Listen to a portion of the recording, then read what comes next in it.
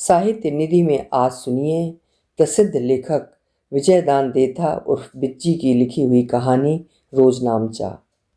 राजस्थान के शेक्सपियर के रूप में प्रसिद्ध विजयदान देथा उर्फ बिज्जी जी एक जाने माने राजस्थानी साहित्यकार थे जो अपनी कहानियों और साहित्य में लोक ज्ञान और हास्य को जीवंत करने के लिए मशहूर थे। बिज्जी के नाम से मशहूर विजयदान देथा की कहानियों ने देश विदेश में ख्याति प्राप्त की। प्रस्तुत है कहानी रोजनामचा। काले सांप का डसा मनुष्य बचे तो बचे, पर विचारों के डसे इंसान का बचना मुश्किल है। इसी के प्रमाण स्वरूप पन्नालाल पहले हिंदू है, फिर मनुष्य, और हिंदू भी हम तुम जैसा मामूली नहीं, पूरा खाँटी, जन्म की अपेक्षा भावना एवं विचारों से ज़्यादा कट्टर। हिंदू जाति की मर्यादा और आन बान को प्रलय तक अक्षुण्ण रखने के निमित्त अपने प्राणों की आहुति देनी पड़े तो पड़े, उसकी नाक या ललाट पर शिकन तक नहीं पड़ेगी। हिंदू जाति के विनाश का ख्याल आते ही उसे कपकपी छूटने लगती है। खून में उफान और आंखों में चिंगारियां। वो दांत पीस कर सूने आकाश की ओर देखता है और सूरज के दमकते उजाले को अपने ही व्यक्तित्व का करिश्मा समझकर मन ही मन प्रमुदित होता है। उससे कोई पूछे आपका शुभ नाम, वो गर्व से कहेगा पन्नालाल हिंदू। आज महासंघ की गुप्त बैठक में उसने जो धारा प्रवाह जोशीला भाषण दिया, उसे गोपनीय रखना ही श्रेयस्कर है। फिर भी न जाने क्यों उस पवित्र इमारत से बाहर निकलते ही उसका चेहरा ताजे गुलाब की तरह खिल उठा। कुछ ऐसा महसूस हुआ मानो हवा की सार्थकता उसे फकत उसे ही बयार करने में है। सच्चाई की स्पष्ट पहचान के लिए केवल उसी की आंखों में वो दिव्य ज्योति है। उसका मन फूल के उन्मान हल्का और खुशबू से सराबोर था। तितली की नाई उड़ती नज़र से उसने चारों ओर देखा। बस 2 घड़ी में दिन का उजियारा करवट बदलने वाला ही है। इतनी देर में कुछ ना कुछ उपलब्धि होनी ही चाहिए, वरना सूरज का उगना ही व्यर्थ हो जाएगा। पेट खाली रह जाए पर उसके रोजनामचे का सुनहरा पृष्ठ खाली नहीं रह सकता। न जाने कितनी महत्वपूर्ण उपलब्धियां उस रोजनामचे के हर पृष्ठ पर अंकित हैं। परम पूजनीय गुरु जी ने 3 वर्ष पहले जो पावन शपथ दिलवाई थी, उसकी मर्यादा तो हर कीमत पर निभानी है। सहसा एक खाली साइकिल रिक्शे पर उसकी नज़र अटकी। तत्काल परख हो गई कि रिक्शे वाला कौन है। पास जाकर पूछा, दरियागंज चलेगा? मुस्कुराने के लिए रिक्शे वाले ने कोशिश तो काफ़ी की, पर सांवले होंठों पर मुस्कान उभरी नहीं। धीरे से बोला, आप हुक्म करें वहीं ले चलूं। सुना नहीं दरियागंज चलना है, बोल क्या लेगा? कोई हाथे घोड़े तो लूँगा नहीं, आपकी जो मर्जी हो इनायत कर दीजिएगा। 10 पैसे दूंगा, चलेगा? 10 पैसे? रिक्शे वाले ने अचरज से आंखें फाड़ कर दोहराया। 10 पैसे? आप खुश हो तो 10 पैसे ही सही। मेरी खुशी या नाराजगी से तुझे क्या वास्ता?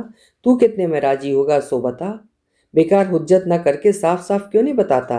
बाद में फसाद कौन करे? रिक्शे वाले की पीठ पर जैसे चाबुक पड़ा हो, मुंह बिदका कर बोला, फसाद? कोई बंदा कहे तो सही कि मैंने किसी से फसाद किया। रिक्शा चलाकर कबीरी करता हूँ, मगर मन का मैला नहीं हूँ। बैठिए, 10 पैसे ही देना। बोहनी की बेला इनकार कैसे करूँ? बोहनी? पन्नालाल ने अविश्वास करते हुए कहा, दिन ढलने आया और अभी तक बोहनी भी नहीं हुई। झूठ बोलना कोई तुम लोगों से सीखे। लेकिन हम लोगों ने झूठ किससे सीखा, ये तो बताइए। सरासर झूठा लांछन रिक्शे वाले के गले उतरा नहीं। रूखे स्वर में प्रतिरोध किया, चलो मेरे संग इसी वक्त घर चलो। यदि रजिया 4 दिन से बीमार ना हो तो रिक्शा मुफ्त में सौंप दूंगा, नहीं तो। आगे उसकी जीभ ने साथ नहीं दिया। नहीं तो क्या? पन्नालाल ने तैश में आकर पूछा। रिक्शे वाले के मन में बवंडर घुमड़ रहा था, फिर भी जबरदस्ती जब्त करते हुए बोला, जाने भी दीजिए, हम गरीबों का एतबार कौन करता है। वाजिब किराया दे दीजिएगा। आनाकानी करूं तो मेरी जात पर जूती। बैठिए। 3 रुपए दूंगा, मर्जी हो तो चल। बैठने का इशारा करते हुए रिक्शे वाले ने तुरंत हामी भरी। जो आपकी मर्जी, हमारी मर्जी का मोल ही क्या है? मन से एकदम विपरीत बात होठों पर प्रकट करते हुए पन्नालाल ने नाटकीय ढंग में कहा, नहीं, तुम्हारी मर्जी का पूरा मोल चुकाएंगे। बोल, मैंने किराया कम तो नहीं बताया?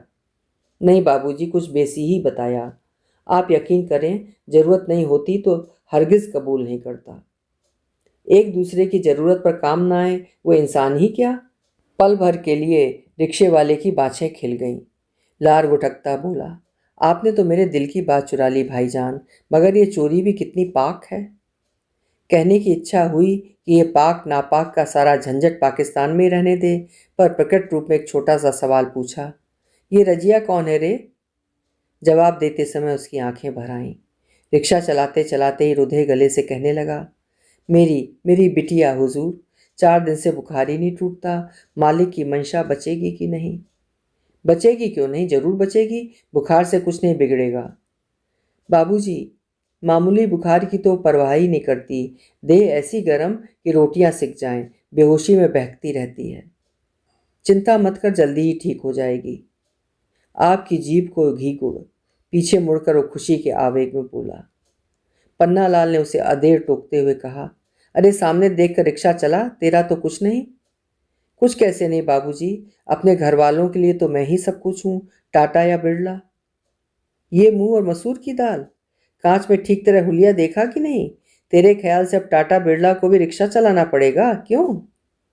मैं अपनी जबान से ऐसी बात निकाल सकता हूँ। आप मेरी बात का मतलब ठीक तरह से समझे नहीं। रिक्शे वाला अपनी सफाई देने के लिए आधा ही मुड़ा कि पन्ना लाल ने उसे इशारे से सामने देखने की फिर हिदायत दी। गर्दन हिलाते बोला, मैं तुम लोगों का मतलब खूब समझता हूँ, मुझे समझाने की जरूरत नहीं। रिक्शे वाले ने होठों तक उछली बात को मुंह में ही निगल कर चलते प्रसंग का रुख ही बदल दिया। सीधे मुंह करके कहने लगा, जरा बच के भैया, माफ करना। आखिर मालिक से क्या छिपा है। चींटी के पाँव की आहट भी वो साफ सुन लेता है। अब रजिया के लिए दवा आ जाएगी, वरना 2 रुपल्ली की खातिर उसे मरना पड़ता। वाह रे अकल के पीर, उसने खिल्ली उड़ाते हुए कहा। फकत दवा से मौत टलती हो तो ये हकीम डॉक्टर अपने घर वालों को मरने दे भला। लाल बत्ती की सानी मिलते ही उसने रिक्शा रोका। पीछे मुड़कर देखने की माफ़ी मांगते हुए कहने लगा, आमने सामने मुंह हुए बिना बात करने का मज़ा नहीं आता। हाँ, ये बात तो आपकी बिल्कुल सही है, मगर दवा दारू के बिना कोई मरे तो बड़ी ठेस पहुंचती है। अब कोई झंझट नहीं, आपको ठिकाने उतार कर सीधा बत्रा साहब की दुकान पर जाऊंगा। पन्ना लाल ने गौर से देखा। बाप की आंखें मानो खुशी से तैरने लगी हों। सांवली सफीट काठी, चौड़ा सीना, करारी भुजाएं, मेहंदी रची दाढ़ी, ललाट के बीच नमाज का काला टीका, चपटी नाक, मोटे होंठ, पीले दांत, नाभि के ऊपर तनी हुई बंडी, रंगीन तहमद। भीतर दबी घिन व उबकाई को छिपाकर उसने यूं ही दरियाफ्त किया, तेरा नाम क्या है रे। नाम तो मालिक का है, नाचीज को नजीर कहकर पुकारते हैं। फिर रुककर अपने आप ही कहने लगा, मैं तो अलबत्ता मर्द हूँ, ज़्यादा सोच फिक्र नहीं करता, मगर रजिया की माँ तो रोके रुकती ही नहीं, हरदम रोती रहती है। माँ के जी को 100 झंझट हैं, उसे आठों पहर रोते देख मेरा दिल भी भर आता है। नजीर आगे भी कुछ कहना चाह रहा था कि पन्ना लाल ने बत्ती की तरफ इशारा करते हुए चलने की उतावली दर्शाई। झक मारकर उसे रिक्शा खींचना पड़ा। होठों तक आए बोल वापस निकलने पड़े। वो अपने दिल का दर्द मुंह से प्रकट करना चाहता था। कोई सवारी इस तरह मीठी बातें भी तो नहीं करती। सभी मुंह चढ़ाए गुमसुम बैठे रहते हैं। पर नज़ीर के लिए चुप रहना मुश्किल था। 2-3 बार जोर से घंटी बजाई, मानो हवा में अंतस की गहरी झंकार मचली हो। अपने आप को सुनाने की खातिर मन ही मन बोलने लगा, तौबा तौबा, इस चांदनी चौक में जब देखो ऐसी ही भीड़। आसानी से कोई रिक्शा क्या चला ले। खुदा जाने क्या खरीदते हैं, इतने रुपए कहाँ से आते हैं, कैसे आते हैं। घड़ी रात रहते रिक्शे पर चढ़ता है, आधी रात ढले नीचे उतरता है, फिर भी रजिया की दवा का जुगाड़ कहाँ हो पाया। कभी 2 रुपल्ली की बचत भी कब हुई। इस नागडसी दुकानों में कितना तो माल बिकता है और कितना वापस जुड़ता है। उसकी जेब के उन्मान कभी खाली नहीं रहती। जगमग रोशनी में माल ही माल चमकता है। क्या करने से इतनी आमदनी हो कि वो ज़रूरत मुताबिक सारी चीज़ें खरीद सके। ढोर की तरह रिक्शा खींचने से तो रजिया का इलाज भी पूरा नहीं पड़ता। खुदा ये सब अंधेर देखता क्यों नहीं। देखता है, समझता क्यों नहीं। समझता है तो पूरता क्यों नहीं। दवाइयों की दुकानें ऊपर से नीचे तक भरी हैं, मगर बीमार की पहुंच से कितनी दूर। नजीर को लगा जैसे गले का थूक कसैला हो गया हो। यदि यह घुटन नहीं मिटी तो सारा शरीर तड़क जाएगा। एक तरफ थूकने के बाद कहने लगा, दुनिया में लोग भी तो भरे पड़े हैं, मगर इंसानियत नदारद। किसी के दिल में कुछ भी दया हया नहीं।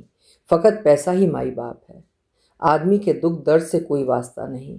हिंदू, मुसलमान, सिख, ईसाई सबके सब एक ही टकसाल में ढले हैं। न राम का डर, न खुदा का खौफ। पत्रा साहब के सामने कितना गिड़गिड़ाया, हाथ जोड़े, लेकिन सब बेकार। साफ मना कर दिया कि नगद पैसों के बगैर दवा नहीं मिल सकती। उनकी बला से रजिया ठीक हो चाहे ना हो। नज़ीर के दिल का बदबूदार मवाद लफ्ज़ों की शक्ल में बाहर निकल रहा था। एक गहरा निश्वास भरकर आगे कहने लगा, पहले तो ऐसे नहीं थे, उधार भी करते थे, मगर इस धर्म मजहब के भूत ने तो इंसान का बंटा धार कर दिया। बेचारा शैतान भी ऐसी हरकतों से घबरा जाए, मगर इंसान को किसी का लिहाज संकोच नहीं। उसकी कारस्तानियों का कौन सामना करे, और सामना करना चाहता भी कौन है। उल्टा हर कोई जलती आग में घास उछालता है। जैसे बत्रा साहब वैसे खान साहब, सब एक से बढ़कर एक। क्या धर्म का पलीत और क्या मजहब का खईस। पन्ना लाल की समूची देह में सिहरन हुई, जैसे उसकी चेतना के परे अकस्मात कोई अंगार चमक गया हो। दूसरे क्षण उसे टोकते बोला, रिक्शा तो चलता नहीं, फालतू बकवास किए जा रहा है, चल जल्दी चल। नजीर ने उसकी झिड़की का कतई बुरा नहीं माना। वक्त पर ठीक ही तो याद दिलाई, रजिया की खाते दवा लेकर जल्दी पहुंचना है। फालतू बकवास की फुर्सत और किसी को भले ही हो, उसे कहाँ नसीब है। बढ़ने की भी फुर्सत नहीं। अपनी ताकत के परे जोर लगाया। चांदनी चौक के अपार मेले को पीछे छोड़ता रिक्शा खुली सड़क पर आ गया था। छड़ी बिछड़ी भीड़ थी। उसका अंतस ताजे फूल की तरह खिल उठा। अब चिंता कैसी, थोड़ी देर बाद ही 3 रुपए उसके हाथ लगेंगे। बुखार के अलावा कुछ ताकत की दवा भी खरीदेगा। सेहत से बड़ा पैसा थोड़े ही है। 4 दिन में बेचारी का हुलिया बिगड़ गया। रिक्शा और तेज चलाने के लिए उसने पूरी ताकत झोंक दी। खुदा की मेहर कि उसका दम कभी फूलता नहीं। रिक्शे के अचीते वेग से उसकी खुशी छलांगे भरने लगी, मानो वो रिक्शा किसी अनजानी ताकत से चला रहा हो। लो, ये जामा मस्जिद भी चुटकियों में पीछे छूट गई। धत तेरे की, इस लाल बत्ती को यही बदला निकालना था। खुशी की झोली में मानो अंगारे भर उठे। वो अपने आप में इस कदर गहरा डूब गया कि उसे आसपास के माहौल का कुछ भी होश नहीं रहा। न बाएं देखा, न दाएं और न पीछे। टकटकी साधी केवल लाल धब्बे में अपनी नज़र उड़ेल दी। उसकी आशा का सूरज आकाश की जगह मानो फ़कत यहीं उगेगा। समय की ऐसी आहत प्रतीक्षा शायद ही कभी किसी ने की हो। एक एक पल धकियाना पहाड़ की तरह असंभव हो गया। ये लाल लाल दहकता अंगार युग युगांतर तक बुझेगा कि नहीं। सारा खलक मानो इसी जगह अटक गया हो। भक्क से पीली रोशनी हुई। जोर से पैडल दंदनाए, जैसे रिक्शे के पांखें उगाई हों। काठ के हंस पर उड़ते राजकुमार की खुशी का आज सही एहसास हुआ उसे। अपनी छिपी ताकत का ये इल्म तो नज़ीर को भी कहाँ था। देह से परे ये बेशुमार ताकत अब तक कहाँ छिपी थी। 3 रुपयों की आस के बदले उसे मानो कारों का खजाना हाथ लग गया हो। रजिया के प्राण उसमें गड़े हुए हैं। मौत को भी इसी शक्ति के सामने झुकना पड़ेगा। वो इतनी निष्ठुर व बेहया नहीं हो सकती। सांवली सड़क रिक्शे के चरणों का परस पाने के लिए मचल रही थी। सब कुछ पीछे छूटता जा रहा था, नज़र की गति से होड़ करता। दरियागंज थाने के पास उसने रिक्शा रोकते हुए पूछा, भाईजान आपको कहाँ उतरना है। पीछे मुड़कर देखा तो रिक्शा खाली। ये कैसे हो सकता है। आंखों पर अचानक कोई जाला तो नहीं छा गया। नहीं, रिक्शा खाली नहीं हो सकता, ये नामुमकिन है। जोर से आंखें बंद करके थोड़ी देर बाद फिर डरते डरते पलकें उघाड़ी। उसकी खुशी अलंघ्य सीमा को लांघती हुई उड़ने लगी, सो उड़ती ही गई। आकाश तक नीचे छूट गया। लेकिन पहले रिक्शा खाली खाली नजर क्यों आया। आग लगे इन मुई आंखों को जो खुशी की बेला इस कदर धोखा दें। हिलोर भरती आवाज में फिर पूछा, आपको कहाँ उतरना है, जहाँ कहें वहीं छोड़ दूं। पर रिक्शा तो फिर खाली खाली नजर आया। ये क्या माजरा है। इन नागडसी आंखों को आज क्या हुआ है। रजिया के ठीक होने पर आंखों का भी इलाज करवाएगा। इस बार उसने काफ़ी देर तक आंखें बंद रखी। तत्पश्चात रिक्शे को भरा भरा देखने की तमन्ना से उसने बमुश्किल आंखें खोली, जैसे पलकों पर असह्य बोझ ढह पड़ा हो। इतना जोर तो उसे रिक्शा खींचने में भी नहीं पड़ता। रिक्शा तो फिर एकदम खाली नजर आया, पर एतबार करने की हिम्मत नहीं हुई। नहीं नहीं, ये नामुमकिन है। अभी इसी क्षण इन आंखों ने कैसा धोखा दिया, फिर क्यों कर भरोसा हो। दोनों हाथों से अच्छी तरह टटोल कर पता लगाएगा।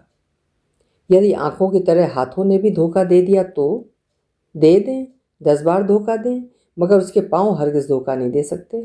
उसे अपने पाँवों पर अटूट भरोसा था कि वे इस तरह अधर झूर में रजिया को नहीं मरने देंगे, हरगिज़ नहीं। और दूसरे क्षण लौह पुरुष की नाई उसका समूचा शरीर बुझते उजाले के सामने तन गया, मानो जुदा होते सूरज का असीम आलोक अपने भीतर भर लेना चाहता हो। अभी आप सुन रहे थे मजहब की आपसी नफरतों पर आधारित विजयदान देथा जी की लिखी हुई एक मार्मिक कहानी रोजनामचा।